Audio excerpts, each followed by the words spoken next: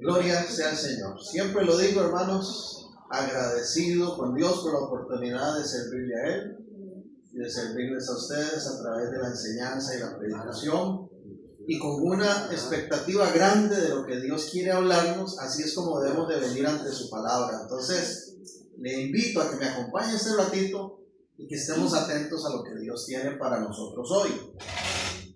Cada primer domingo de mes, como iglesia, nosotros celebramos la llamada Cena del Señor, ¿verdad? Como corresponde en este domingo también.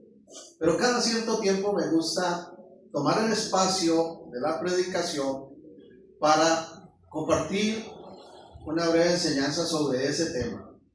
Y eso lo quiero hacer hoy.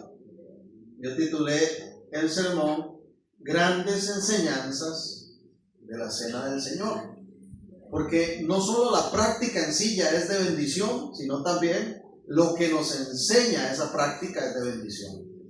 Entonces, quiero referirme a eso, pero antes recordarles que comúnmente en todas las iglesias, por lo general, cuando se hace la llamada Cena del Señor, se hace lectura de un texto muy fundamental, que es 1 Corintios 11. Lo que ahora hace un ratito escuchamos, ¿verdad?, que se leyó aquí mientras tomábamos del jugo de uva y del pan, era ese texto. 1 Corintios 11, 23 al 26, dice lo siguiente: institución de la Cena del Señor. Repito, 1 Corintios 11, 23 al 26.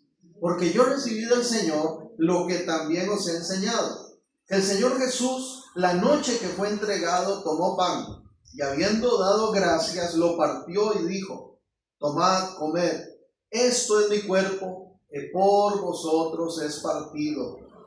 Haced esto en memoria de mí.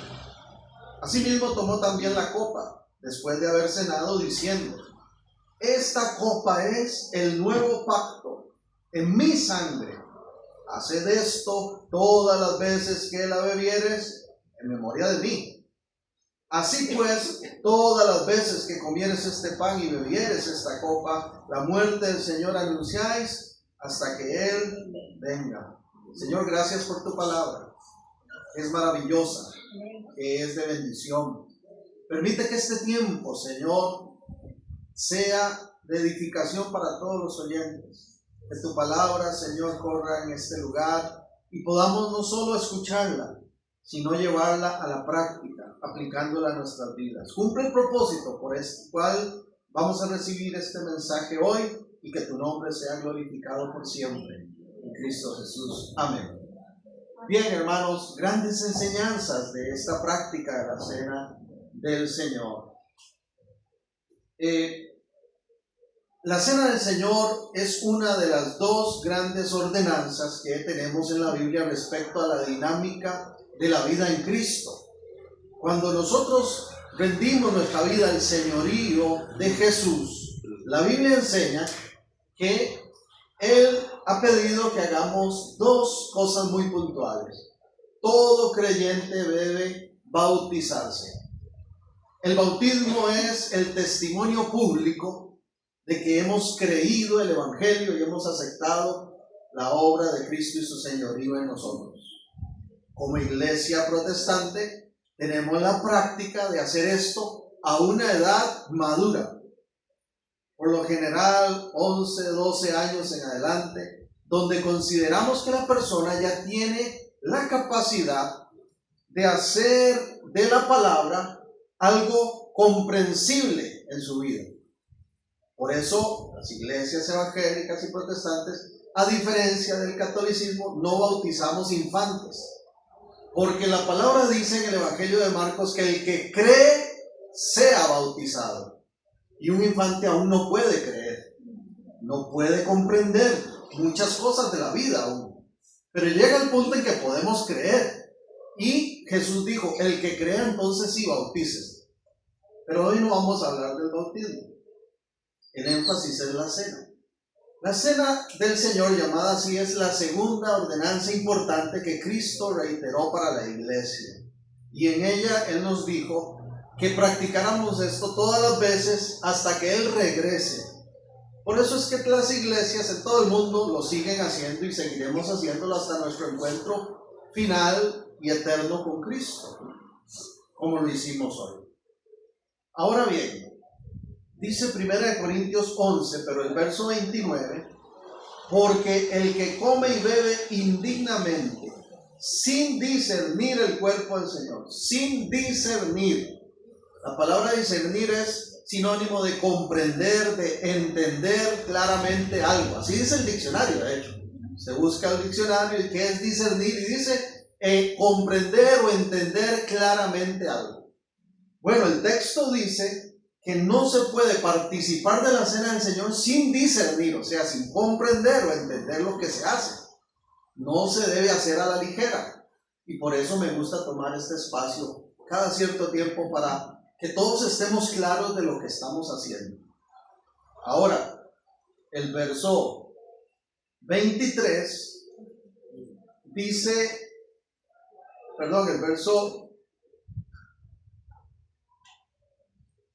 verso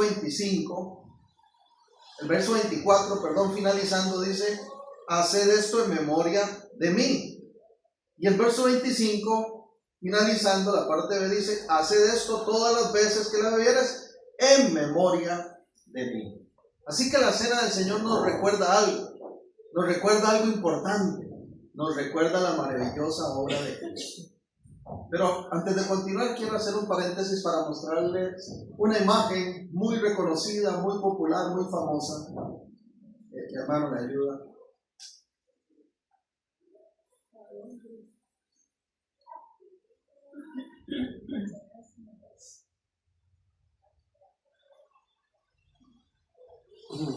La han visto en algún momento, ¿verdad? Es muy popular. Esta imagen se le llama la última cena. Popularmente se le dice al cuadro de la Santa Cena, ¿verdad? Pero sí que aquí en Tiquicia somos famosos para cambiar los nombres de las cosas, ¿verdad? Y los popularizamos. Bueno, el cuadro de la Santa Cena, decimos popularmente, se le llama la última cena. Cuando este cuadro fue hecho hace siglos atrás, ¿verdad? Estamos hablando ya de hace bastante ratito. El autor, Leonardo da Vinci, no pensó en el impacto que iba a tener ese cuadro. Al punto, hermanos, de que hoy en día no se puede calcular cuánto vale. Porque la nación de Italia, es donde está el cuadro, específicamente guardado y exhibido, lo declaró patrimonio nacional. Entonces no se puede vender y no tiene precio. Pero para que tengamos una idea, permítanme decirles que obras menores de Da Vinci, otros cuadros que él ha hecho y demás, de menor relevancia, los ha vendido por $100 millones. De alguna manera, el ser humano le da importancia a ese evento. Porque el cuadro no vale porque sea demasiado exageradamente bonito. No, pareciera algo sencillo, gente sentada en una mesa. Pero es por el valor de su significado, que fue la última cena que el Señor compartió con sus discípulos, antes de morir en la cruz y resucitar, porque sabemos que vive para siempre. Amén. Pues resulta ser que Jesús practicó esto no pensándolo directamente como lo hacemos nosotros, sino porque ya era una práctica tradicional. Esa noche, pocas horas antes de su muerte, Jesús lo que hizo fue que celebró la Pascua. Hermano Jerry, póngame la otra imagen, por favor. En el hebreo existe este término Pesaj, que es la Pascua. Es una de las 7 grandes fiestas que el pueblo de Israel ha celebrado durante siglos. Esa noche, ¿qué celebró Jesús? La Pascua. En la Pascua se sacrificaba cordero y había ahí unos panes, había algunos otros elementos, que todo esto lo hacía Israel porque Pesaj o Pascua es la conmemoración, el recuerdo de que fueron libertados de más de 400 años de esclavitud en Egipto. ¿Recuerdan eso con Moisés y Faraón y todo, verdad?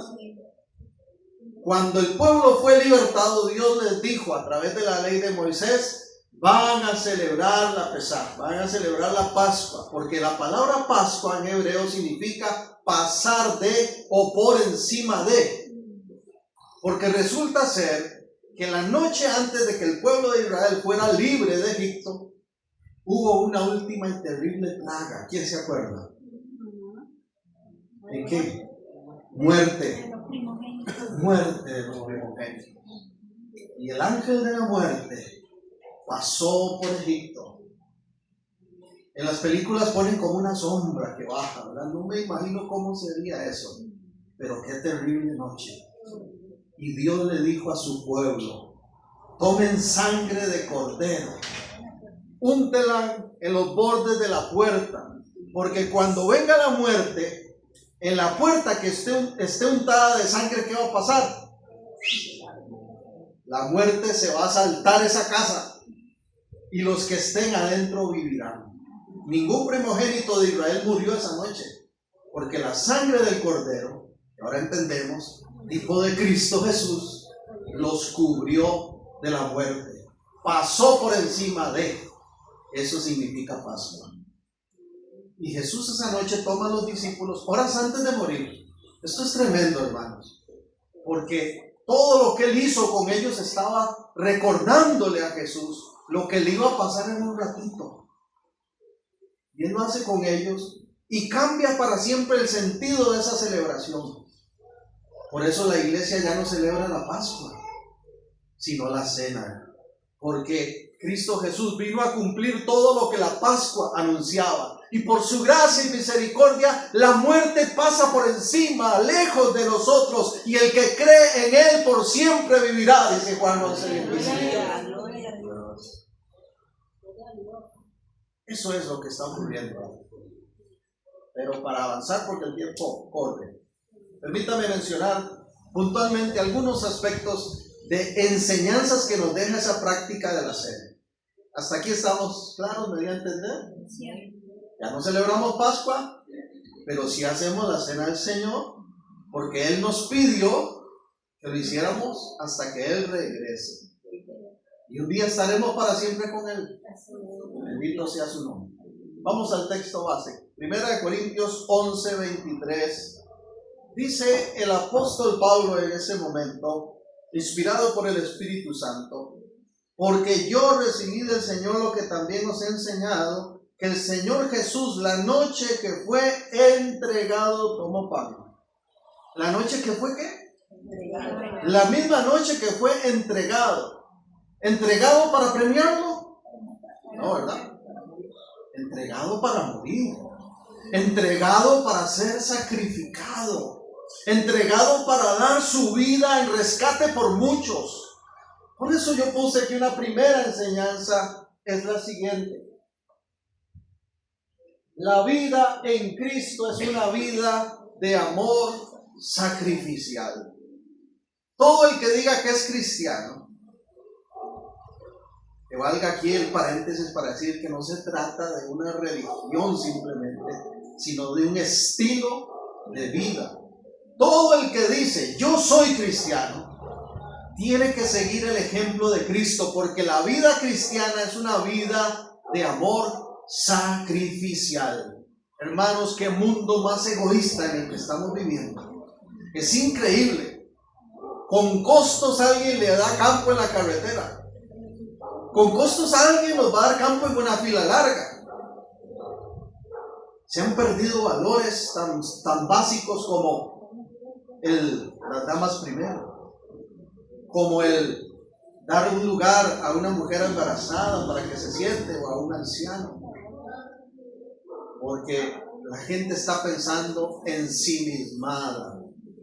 Y Cristo Jesús es el mayor ejemplo de lo que es el amor sacrificial. Y el amor sacrificial nos recuerda, como agregué ahí, que hay que poner primero el bien de los otros que el de uno. Hace algún tiempo, conversando con un hermano que ya no se congrega con nosotros, me dijo algo que no sé si fue un piropo o una crítica, la verdad. Pero me dice, pastor, es que yo veo, dice, usted me recuerda al ganado que tenía mi papá. Y le digo yo, ¿por qué? Y me dice, es que, vea, mi papá llevaba el ganado, dice, y había un lugar ahí donde poníamos una llanta de tractor enorme, partida a la mitad. La acostábamos y la llenábamos de agua. Y venía mi papá y llevaba el ganado, entonces pasaban en fila, porque eran muchos, iban tomando agua. Usted me recuerda a esos, casi que me dijo güey, ¿verdad? Usted me recuerda a ese ganado. Porque yo veía ese ganado, dice, y siempre había uno que se esperaba a que todos pasaran. Usted es así. Usted pasa de último cuando ya el agua está toda sucia, con babas y de todo mundo, y deja que todos pasen. Por eso les digo, no sé si fue un piropo o una crítica. Pero hermanos, ¿cómo le cuesta a esta humanidad entender el amor sacrificial? Cristo está en el trono. Él siempre ha sido y siempre será. La Biblia dice que es el alfa y la omega, el principio y el fin. Y uno esa palabra no la usa en el día a día, ¿verdad? Yo no digo, voy a comerme el alfa de mi sopita, no, o de mi pan, ¿no? Pero déjeme recordarle que alfa y omega son los nombres de las letras. Eso es lo que está diciendo. ¿Quién es Cristo Jesús? Es la A y la Z. Es el principio y el fin. Y estando Él eternamente en gloria, reinando con poder, sin necesidad de hacer nada por nosotros, nos ve hundirnos en nuestra desobediencia, en el castigo, en la condenación por el pecado, y dice, ¡hey! Yo voy a poner mi vida por ustedes. ¿Cuántos dan gracias por eso? Y viene a esta tierra y cumple su propósito dándonos vida eterna, pero el precio es altísimo, el precio es enorme, su sangre derramada en esa cruz. Eso es amor sacrificial, poner primero el bienestar de otros. Cristo Jesús no dijo, yo estoy muy bien aquí en el trono, si quiere Miguel que vaya y muera, o el ángel Gabriel. ¿Quiere ir usted a Abraham o Pedrito? María, ¿usted iría? Ninguno de ellos lo podía hacer, solo había un sacrificio perfecto.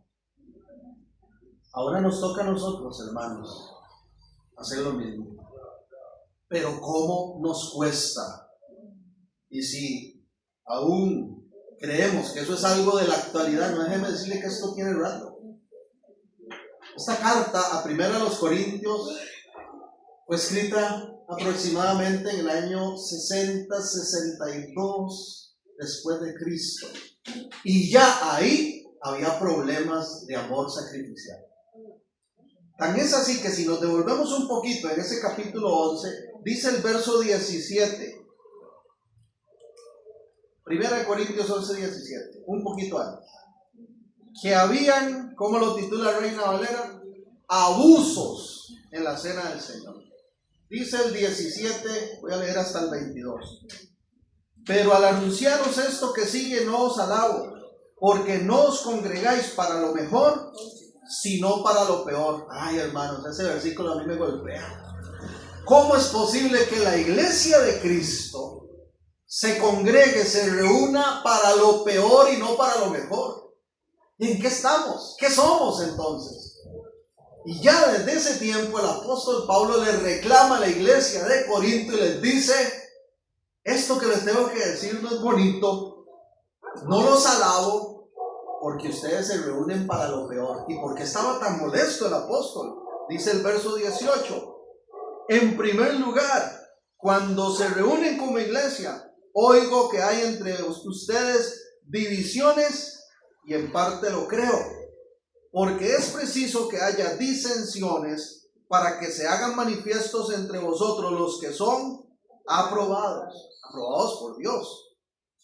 Cuando pues os reunís, esto no es comer la cena del Señor, Porque al comer cada uno se adelanta a tomar su propia cena, y uno tiene hambre y otro se embriaga. Pues ¿qué? ¿No tenéis casas en que comáis y bebáis? ¿O menosprecias la iglesia de Dios y avergüenzas a los que no tienen nada? ¿Qué les diré? ¿Os alabo? En esto no os alabo. Lo acabamos de hacer hace un rato. Cuando nosotros hacemos la cena del Señor, damos dos elementos, dos símbolos, que son el jugo de uva y el pan, nada más. En tiempos de Pablo, cuando tocaba la celebración, era una celebración mucho más grande. Ellos tenían un compartir que algunos historiadores dicen que le llamaban el ágape, y pasaban todo el día, miren, dándole bonito a la comida. Era una cena, por eso el título es Cena del Señor. Si usted se ha preguntado por qué le llamamos cena si no cenamos, porque en ese tiempo sí cenaban. Y resulta ser que cenaban y abundantemente. Pero ¿qué pasaba? Que los que tenían más posición, más recurso económico, eran egoístas y decían, yo estoy trayendo una pierna de cerdo y en un ratito va a llegar Germita ahí muy campante con un elotito. No, salado. Me lo como antes que llegue Germita. Germita y José. Y José dándole de bonito. Hermanos, no era posible que como cuerpo en Cristo no fueran capaces ni de sacrificar el compartir el alimento. Qué tremendo. Qué tremendo. Pero aquí deja algo muy claro. La vida en Cristo es de amor sacrificial. La vida en Cristo es imitar a Jesús, que no dijo yo soy primero. Primero mis dientes y luego mis parientes, dice el dicho. ¿Verdad que no? Entonces seamos ejemplo de amor sacrificial. Pongamos en primer lugar a nuestro prójimo. Y según tengamos oportunidad, mostremos el amor, aunque a nosotros nos toque sacrificar algo. A veces hay que sacrificar tiempo. Dentro de las cosas que yo reconozco como cualidades que Dios me ha dado, porque sé que tengo muchísimos defectos, y si usted empieza a buscarlos va a encontrar muchísimos. Pero algo que yo considero una cualidad que me ha ayudado en el ministerio es que sé escuchar. Por eso me llevo muy bien con los adultos mayores. Yo no tengo problema en sentarme a oír a un adulto mayor, contarme las mismas cosas, las mismas experiencias de su primer trabajo, de su primer noviazgo, de lo que vivió, de lo que... Yo me siento largo y tendido. Dios me ha dado capacidad de escuchar. A veces, hermanos, eso es todo lo que alguien ocupa. Que lo escuchen un ratito. Que le tengan paciencia.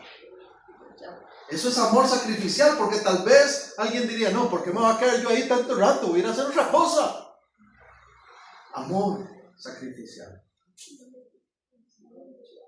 ¿Alaban al Señor? En segundo lugar, dice, volviendo al 1 Corintios 11, dice el verso 24, y habiendo dado gracias, parte el pan. Hermanos, imaginémonos, no sé, unas cuantas horas. Ahí haciendo cálculos puedan ser cuando mucho 6 horas antes de su muerte. Tal vez un poco más, unas 9 pues. Pero el Señor Jesús está próximo a morir. Pregunto, ¿sabía Jesús lo que le aguardaba? Sí. ¿Verdad que sí? Todas las profecías ya lo anunciaban y él sabía lo que vino a hacer. Él lo tenía claro. Por eso es que luego en un ratito, ¿verdad? Queda ahí orando en Getsemaní. Dice que sudaba ¿qué? Como gotas de sangre. Y le dice, Padre, si puedes, pasa de mí esta copa, pero que se haga tu voluntad. Jesús sabía lo que le aguardaba, hermano. Y sin embargo, se tomó tiempo para dar gracias por el pan. En segundo lugar, la vida en Cristo, hermano. Es una vida de gratitud ante Dios. Al fin y al cabo, el único motivo de cualquier victoria en nosotros es por Él. Es por Él. ¿Tiene algo usted de qué presumir? ¿De algo de que lo que se sienta orgulloso? Dele gracias a Dios. Porque hay gente que se olvida que lo que tenemos es por Él. Es que mi empresa, es que mi negocio, es que esto lo tuve yo con mis manos. ¿Y quién le dio la vida? ¿Y quién te tiene respirando? ¿Y quién te dio sabiduría y capacidad para hacer esas cosas? Vamos a seguir con el cuento del mundo de que las cosas ocurren al azar.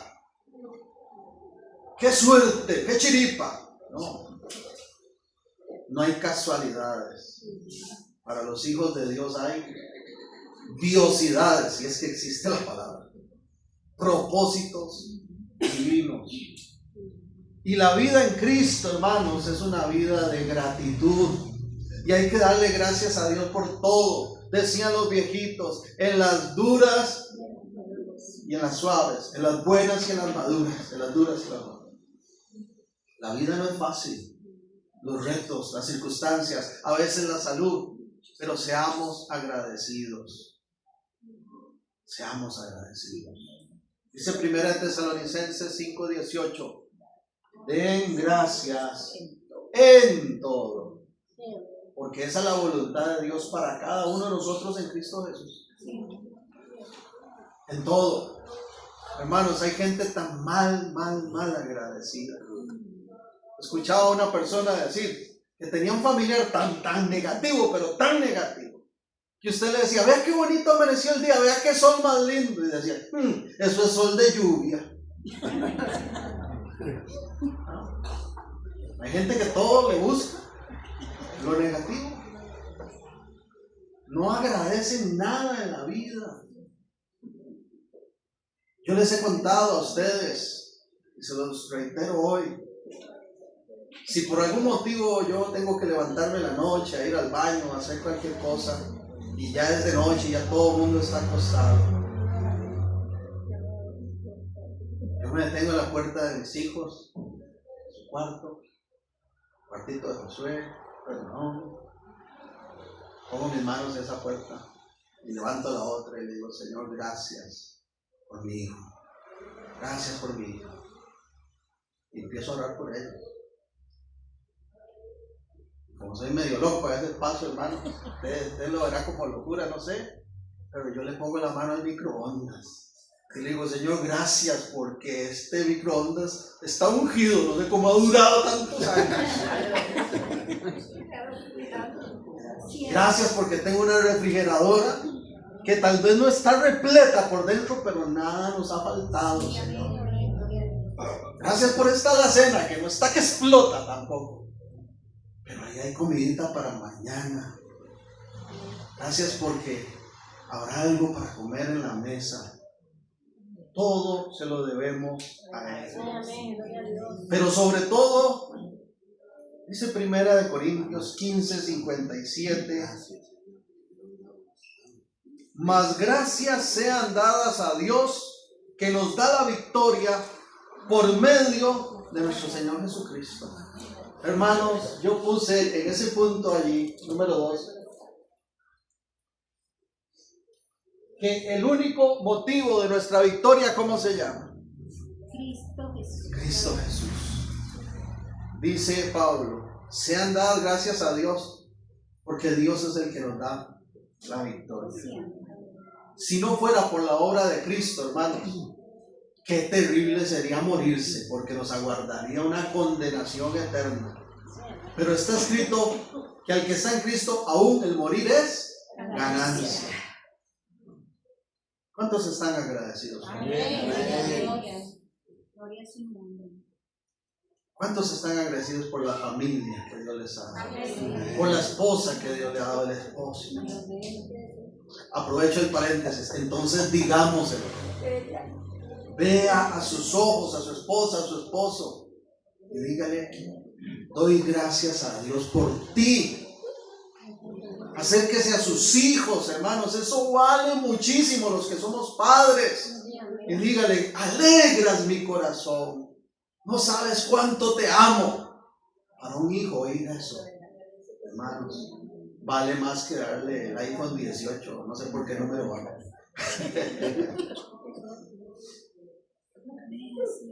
Volvamos. Texto base. 1 Corintios 11.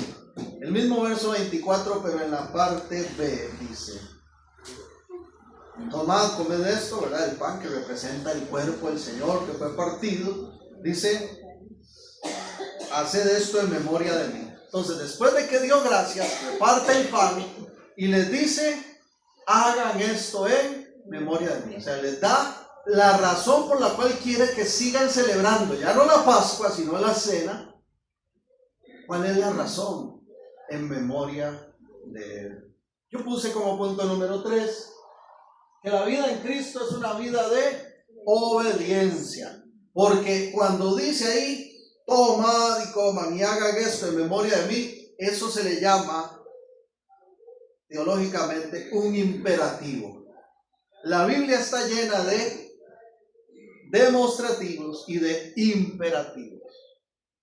El demostrativo es una información, pero el imperativo es una orden.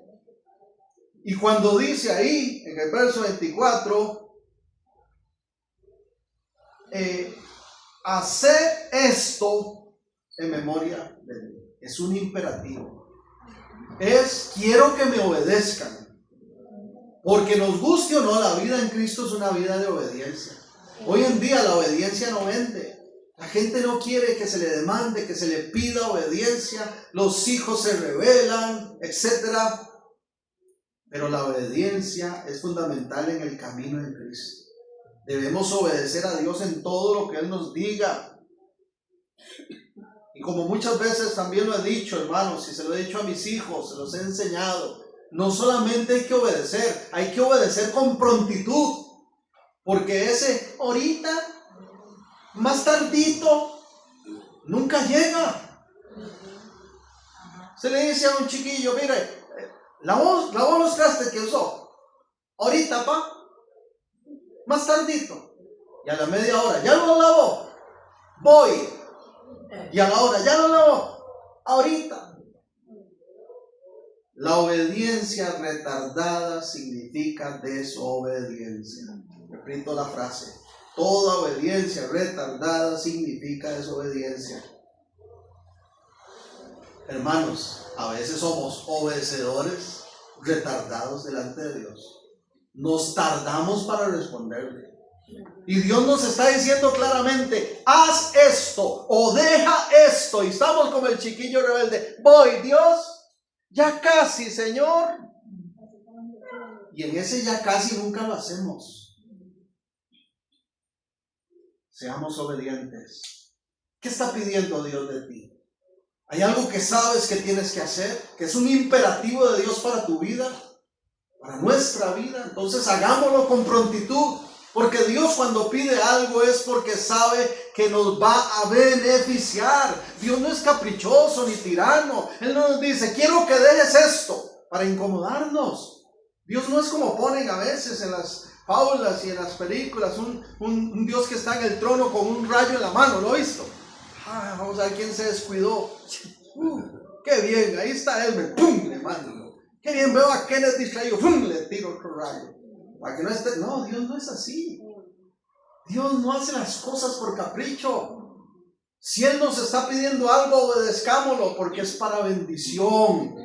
Hermanos, ya estamos lo suficientemente grandes para saber qué es lo que tenemos que obedecer a Dios. Yo simplemente estoy recordándotelo hoy, pero ya tú lo sabes.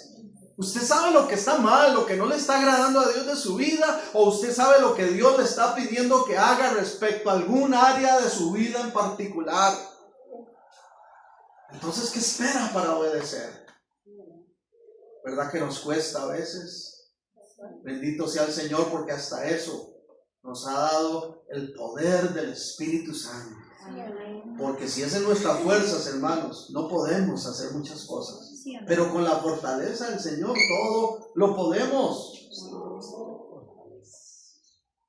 No tengo mucho tiempo, pero nada más recordar que en el Antiguo Testamento hay un relato donde el profeta Samuel confronta a Esaú y le dice algo muy importante.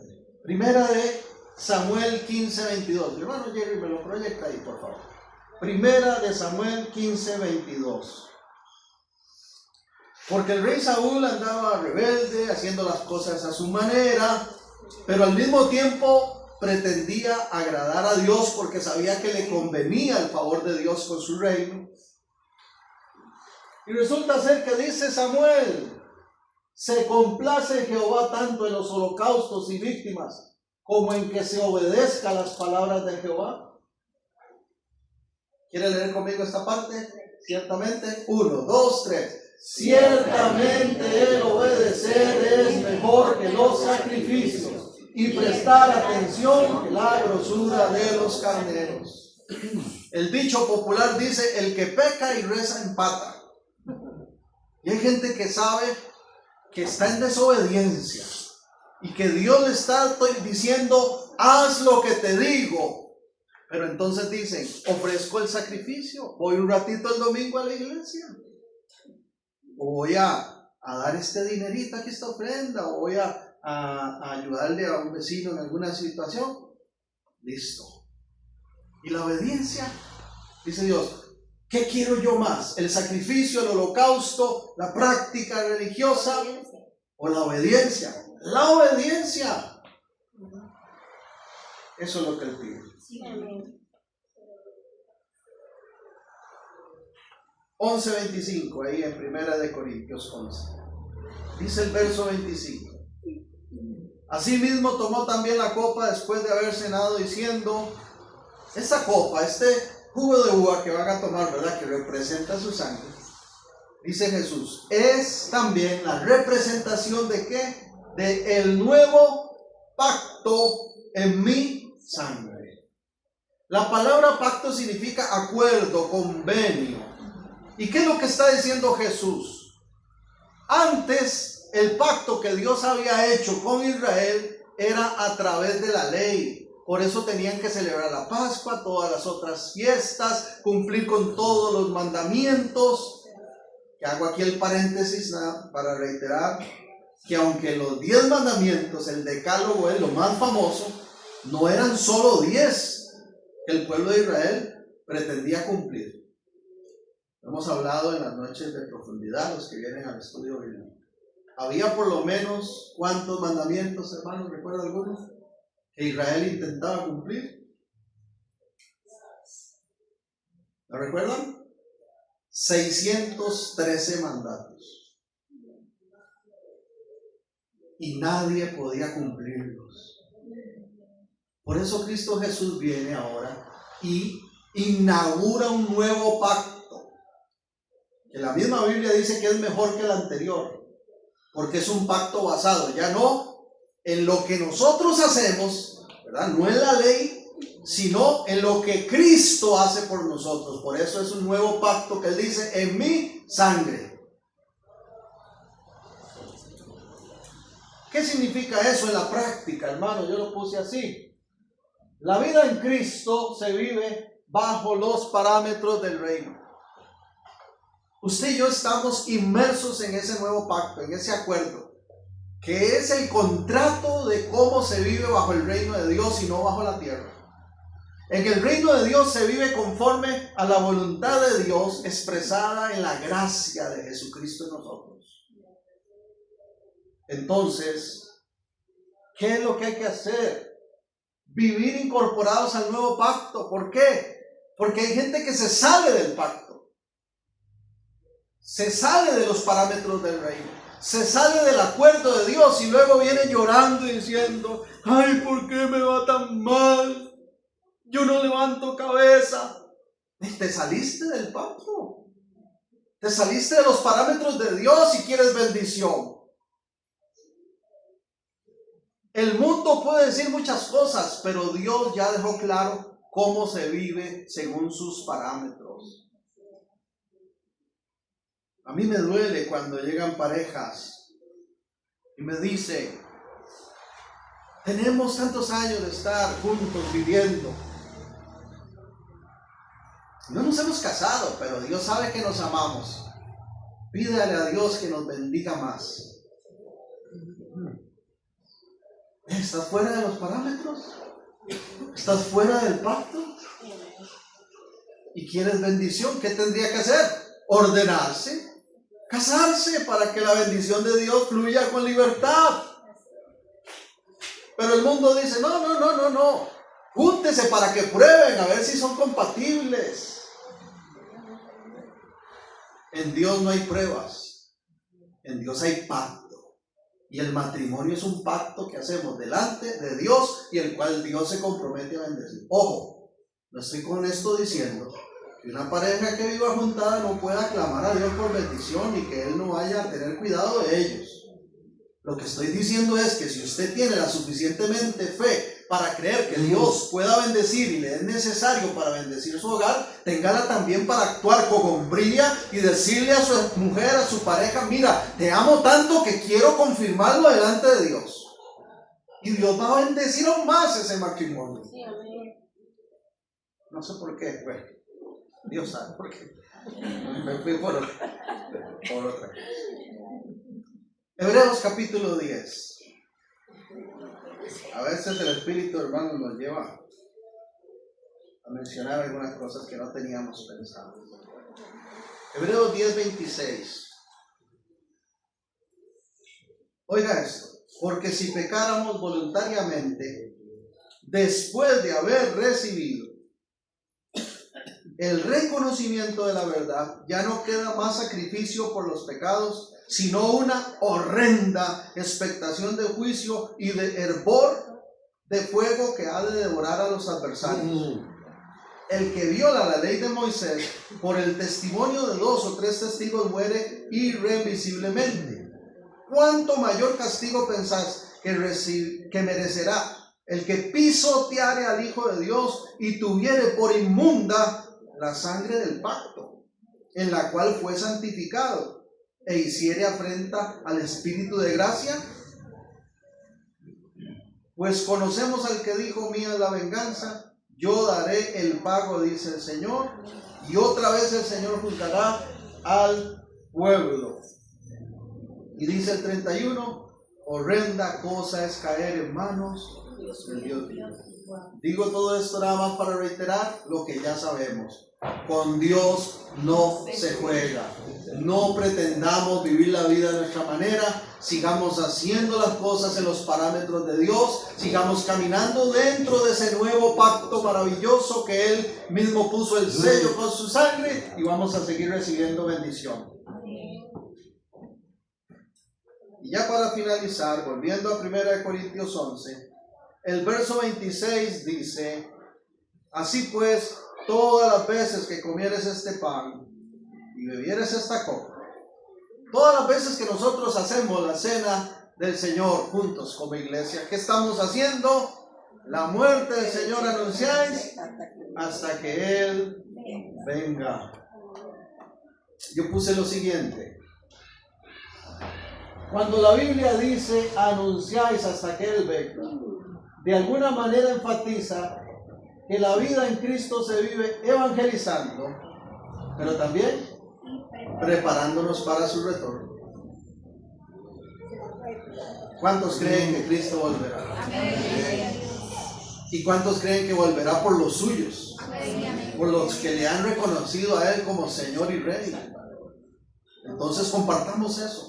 Contémosle a todo el mundo lo maravilloso que es vivir en Cristo. Sí, que no es fácil, sí que hay complicaciones, que no estamos exentos, pero Él está con nosotros cada día y nos lleva adelante y nos espera lo mejor, una eternidad con Dios, una eternidad con Dios.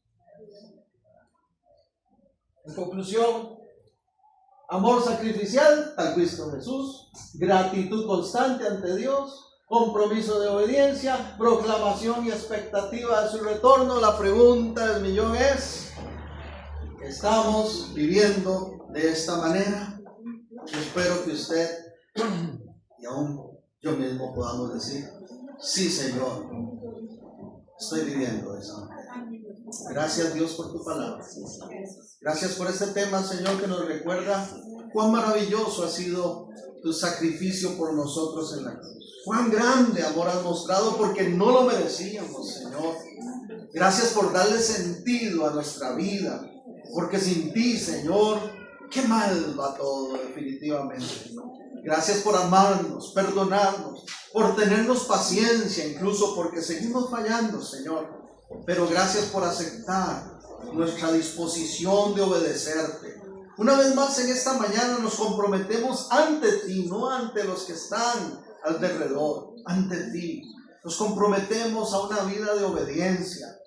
Señor, si hemos estado esquivándonos, si hemos estado retardando alguna decisión importante de algo que tú nos pides, perdónanos, Señor. Si ha habido en nosotros aún una pequeña muestra de desobediencia, perdónanos, Señor, porque queremos agradarte.